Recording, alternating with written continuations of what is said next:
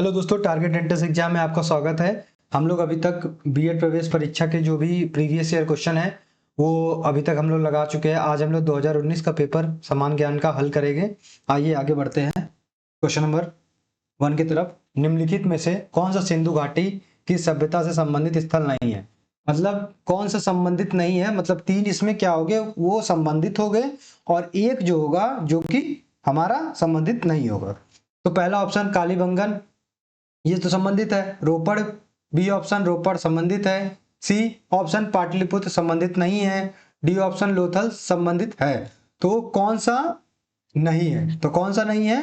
पाटलिपुत्र। पाटलिपुत्र हमारा संबंधित नहीं है। कभी कभी पूछ देता है अच्छा लोथल से कौन कौन से मिले, मतलब अवशेष या कौन कौन सा क्या क्या मिला वहां से। तो घोड़े के अवशेष मिले यहाँ से, घोड़े के अवशेष मिले, घोड़े के अवशेष मिले, ठीक है। धान की भूसी मिली, धान की भूसी मिली, धान की भूसी मिली, ठीक है। अब रोपड़ से क्या क्या मिला?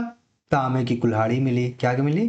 तांबे की कुल्हाड़ी मिली, तांबे की तांबे की कुल्हाड़ी, तांबे की कुल्हाड़ी मिली। और क्या क्या मिला? तांबे की कुल्हाड़ी मिली, मानव कंकाल मिला, मानव कंकाल मिला, मानव कंकाल मिला। और क्या मिला? मानव कंकाल के साथ कुत्ता भी मिला था, मानव कंकाल के साथ कुत्ता मिला, ठीक है। कालीबंगन से क्या मिला? जूते हुए खेत के अवशेष प्रताप का क्या मिला? जूते हुए खेत मिले। अग्निकुंड मिला। क्या मिला? अग्निकुंड मिला, अग्निकुंड मिला, अग्निकुंड मिला। आइए क्वेश्चन नंबर 2 की तरफ। उपनयन समारोह से क्या तात्पर्य है? ए ऑप्शन है बच्चे को एक औपचारिक नाम दिया जाता था। बी बच्चे को सूर्य और चंद्र के औपचारिक दर्शन कराए जाते थे। सी बच्चे को पवित्र जनेऊ धारण कराया जाता था। डी बच्चे का विवाह किया जाता था। तो उपनयन संस्कार जो था वो उसमें क्या होता था? बच्चे को पवित्र जनेऊ धारण कराया जाता। तो कौन सा ऑप्शन सही होगा? सी। क्वेश्चन नंबर 3 की तरफ बढ़ते हैं। पाली में बौद्ध ग्रंथों को आमतौर पर त्रिपिटक यानी थ्रीफोल्ड बास्केट कहा जाता था। इनमें से कौन सा त्रिपिटकों में से नहीं है? पहला ऑप्शन अभिधम पिटक, बी ऑप्शन सुत्त पिटक, सी ऑप्शन उपसाका पिटक, डी ऑप्शन विनय पिटक।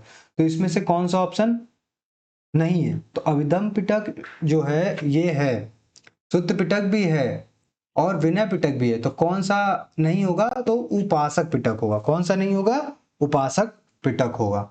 चौथा क्वेश्चन है 12वीं शताब्दी के आरंभ में दिल्ली पर किसका शासन था? पहला ऑप्शन तोमर वंश, दूसरा ऑप्शन खिलजी वंश, तीसरा ऑप्शन सैयद वंश, चौथा ऑप्शन तुगलक वंश। तो 12वीं शताब्दी के आरंभ में दिल्ली में तोमर वंश का शासक था। किसका शासक था?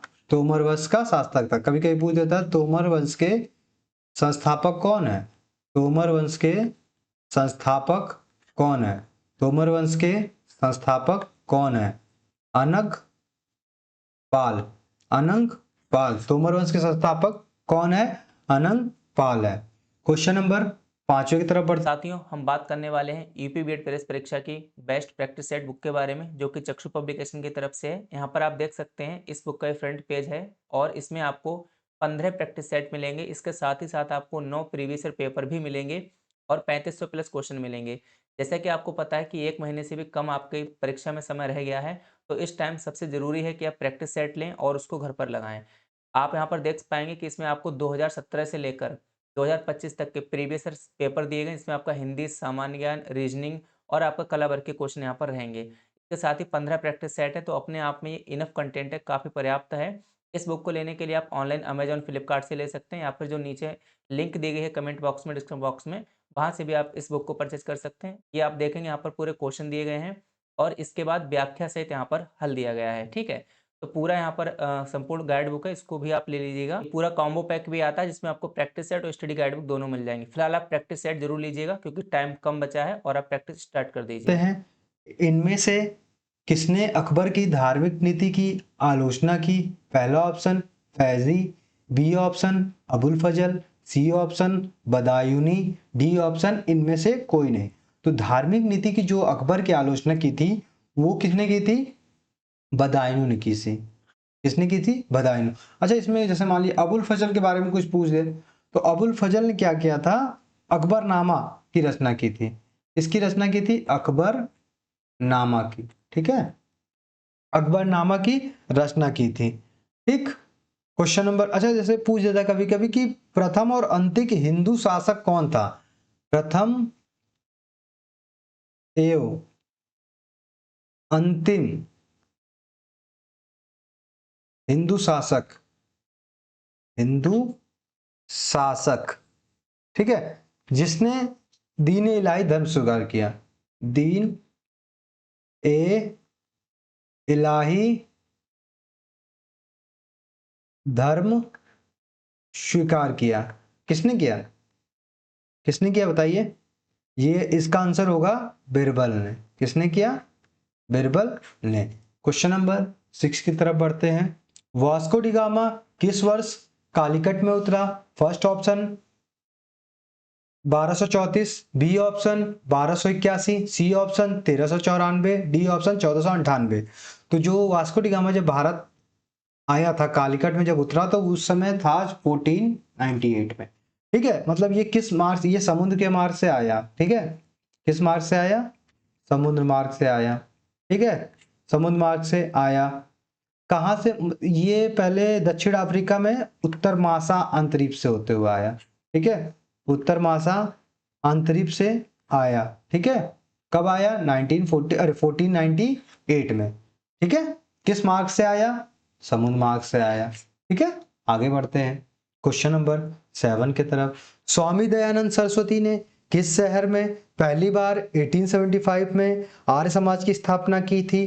पहला option Bombay, B option Ahmedabad, C option Pune, D option Calcutta.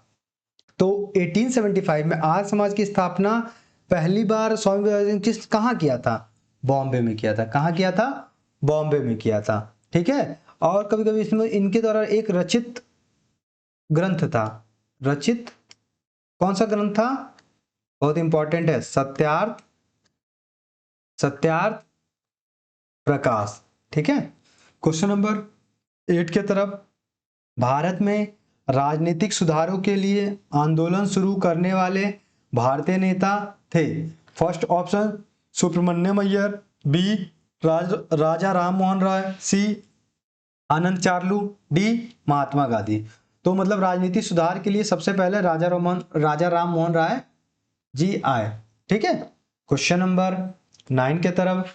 Mahatma Gandhi भाप से चलने वाले जहाज SS सफारी द्वारा दक्षिण अफ्रीका के डैश पहुंचे थे? पहला option Johannesburg, B option Cape Town, C option Durban, D option Port Elizabeth. तो कहां पहुंचे थे? डरबन में। कब पहुंचे थे? 1893 में। कब पहुंचे थे? 1893 में। ये भारतीय समुदाय के नेता बने थे दक्षिण अफ्रीका में, ठीक है। क्वेश्चन नंबर 10 के तरफ। निम्नलिखित में से किसने पहले 1935 में संविधान सभा का सुझाव प्रस्तावित किया? पहला option Nehru ji, B option Gandhi ji, C option JP Narayan, D option MN Roy. तो संविधान सभा का प्रथम सुझाव जो दिया था वो MN रॉय ने दिया था। किसने दिया था? MN रॉय ने दिया था। इसके बाद 11 नंबर, संविधान सभा के पहले अध्यक्ष कौन थे?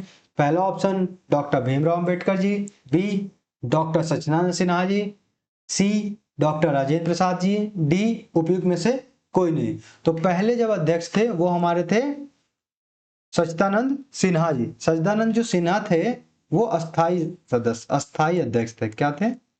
अस्थाई अध्यक्ष थे, अस्थाई अध्यक्ष थे, अस्थाई अध्यक्ष थे। कभी कभी पूछ देता है कि स्थायी अध्यक्ष कौन थे? सबसे पहले स्थायी अध्यक्ष कौन थे? स्थायी अध्यक्ष कौन थे? तो वो कौन थे? राजेंद्र प्रसाद, राजेंद्र प्रसाद। कौन थे? राजेंद्र प्रसाद। ये कब निर्वाचित हुए थे? वो 11 दिसंबर 1946, 11 दिसंबर 1946। और अस्थाई शब्द कब हुए थे सचिदानंद सिन्हा जी?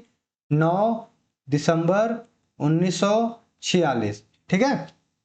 क्वेश्चन नंबर, आगे बढ़ते हैं क्वेश्चन नंबर 12 की तरफ। भाषा के आधार पर राज्य का पुनर्गठन किस वर्ष में किया गया? पहला option 1950, B option 1951, C option 1952, D option 1956। तो कब किया गया? भाषा के आधार पर 1956 में किया गया। ठीक है। इस समय वर्तमान में हमारे कितने राज्य हैं? वर्तमान में जो राज्य है हमारे 28 है। कितने यूटी है? 8 है। ठीक है। क्वेश्चन नंबर 13 की तरफ, भारतीय संविधान का निम्नलिखित में से कौन सा अनुच्छेद विधिक समता यानी कानून के सामने समानता से संबंधित है? First option, A option 14, B option 13, C option 17, D option 26। तो कौन सा होगा? विधिक समता का अधिकार जो है आर्टिकल 14 पे है। ठीक है। क्वेश्चन नंबर 14 की तरफ, नीलम संजीवा रेड्डी भारत के डैश राष्ट्रपति थी? ए ऑप्शन 5वीं, बी ऑप्शन 6वीं, सी ऑप्शन 7वीं, डी ऑप्शन 8वीं। तो कौन सी थी? वो 6वीं थी। कौन सी थी? वो 6वीं। कभी कभी कार्यकाल पूछ लेता है, इनका कार्यकाल कब था? 25 जुलाई से 25 जुलाई 1977 से 25 जुलाई 1982 तक था। ठीक है। क्वेश्चन नंबर 15 के तरफ बढ़ते हैं। भारतीय संविधान के किस अनुच्छेद के तहत उपराष्ट्रपति का चुनाव होता है? A option article 54, B option article 63, C option article 66, D option article 74। तो उपराष्ट्रपति का जो चुनाव होता है आर्टिकल 66 के तहत होता है। किसमें होता है? आर्टिकल 66 के तहत होता है। आर्टिकल 63 के बारे में बताते हैं। आर्टिकल जो 63 है, आर्टिकल जो 63 है वो बताता है कि भारत का एक उपराष्ट्रपति होगा। भारत का एक उपराष्ट्रपति होगा। भारत का एक उपराष्ट्रपति होगा। ठीक है। क्वेश्चन नंबर 16 की तरफ, लोकसभा की सदस्यता के लिए उम्मीदवारों की न्यूनतम आयु क्या निर्धारित की गई है? पहला ऑप्शन 21 वर्ष, बी ऑप्शन 25 वर्ष, सी ऑप्शन 18 वर्ष, डी ऑप्शन 30 वर्ष। तो जो कि सदस्यता निर्धारित की गई है वो 25 की गई है। राज्यसभा के लिए क्या है? राज्यसभा के लिए जो है वो 30 वर्ष है। क्वेश्चन नंबर 17 की तरफ, भारत के केंद्रीय मंत्रिमंडल में अधिकतम कितने मंत्री हो सकते हैं? ए ऑप्शन लोकसभा की कुल संख्या के 15%, बी लोकसभा की कुल संख्या का 10%, सी लोकसभा की कुल संख्या का 5%, डी लोकसभा की कुल सदस्य का 20%। तो कौन हो गए? लोकसभा के कुल सदस्य का 15%। ठीक है। जैसे ये कब ये आया? 91वें संविधान संशोधन, 91वें संविधान संशोधन द्वारा आया। तो ये जो ये था 91वें संविधान संशोधन, 91वें संविधान संशोधन। ठीक है। कब ईयर पूछ देता है? कब? 2003। ठीक है। क्वेश्चन नंबर 18 की तरफ बढ़ते हैं। भारत में किसी राज्य के राज्यपाल के नियुक्ति प्राधिकारी निम्नलिखित में से कौन होता है? भारत का प्रधानमंत्री, बी संबंधित राज्य के मुख्यमंत्री, सी भारत के राष्ट्रपति, डी भारत के प्रधानमंत्री की अध्यक्षता में केंद्रीय मंडल। तो कौन होगा? सी भारत के राष्ट्रपति। क्वेश्चन नंबर 19 की तरफ, भारतीय राज्य में मुद्रा बिल होने के लिए एक बिल को कौन प्रमाणित करता है? राज्य विधानसभा का अध्यक्ष, बी राज्य वित्त आयोग वित्त मंत्री, सी राज्य का राज्यपाल, डी उच्च न्यायालय के प्रमुख न्यायाधीश। तो कौन करता है? राज्य विधानसभा का अध्यक्ष। कौन करता है? राज्य विधानसभा का अध्यक्ष। क्वेश्चन नंबर 20, भारत में महिलाओं के लिए आरक्षण उपलब्ध है? ए लोकसभा में, बी राज्य विधानसभा में, सी पंचायती राज निकायों में, डी उपयुक्त में सभी स्थानों पर। तो कहाँ पे है? पंचायती राज निकाय। ठीक है, पंचायती राज निकायों में। क्वेश्चन नंबर 21, 21 जून को दोपहर को सूर्य की स्थिति एकदम सिर के ऊपर कहाँ पर होती है? ए भूमध्य रेखा पर, बी 23.5 डिग्री उत्तर में, 23.5 डिग्री दक्षिण में, डी 66.5 डिग्री उत्तर में। तो कहाँ पे होगी? हमारा बी ऑप्शन होगा 23.5 डिग्री उत्तर में। क्वेश्चन नंबर 22, ग्रीनलैंड कहाँ स्थित है? दक्षिण प्रशांत में, बी हिंद महासागर में, सी कैरिबियन सागर में, डी उत्तरी अटलांटिक में। तो कहाँ पे है ग्रीनलैंड? उत्तरी अटलांटिक में है। कहाँ पे है? उत्तरी अटलांटिक में। अच्छा, कभी कभी पूछता है ग्रीनलैंड की कैपिटल क्या है? ग्रीनलैंड की कैपिटल क्या है? नुक है। क्या है? नुक। इंग्लिश में स्पेलिंग इसकी होगी NUUK, नुक। क्षेत्रफल कितना होगा? एरिया इसका कितना है ग्रीनलैंड का? 21,7500 वर्ग किलोमीटर। ठीक है। क्वेश्चन नंबर 23, समुद्री जल का औसतन खारापन होता है? ए 2.5%, बी 3.0%, सी 3.5%, डी 4.0%। तो क्या होगा? 3.5%। विश्व में सबसे बड़ा गर्म रेगिस्तान कौन सा है? ए थार, बी जहाज, बी सहारा, सी गोभी, डी मुजावे। तो कौन सा है सबसे ज्यादा? कौन सा है? थार है। कौन सा है? नहीं, ए ऑप्शन है थार, बी ऑप्शन है सहारा। सहारा है। कौन सबसे बड़ा रेगिस्तान क्या है? सहारा है। क्वेश्चन नंबर 25 की तरफ, इनमें से कौन सा यूरोपियन देश है? पहला option Bulgaria, B option Sudan, C option Benin, D option Ghana. तो कौन सा यूरोपियन देश है? बुल्गारिया है। अच्छा, जैसे सूडान हो गया और बेनिन हो गया और घाना, ये सब जो है हमारे सूडान, बेनिन और घाना, ये जो है ये सब अफ्रीका महाद्वीप में आते हैं। किस में आते हैं? अफ्रीका महाद्वीप, अफ्रीका कॉन्टिनेंट में आते हैं। Thank you.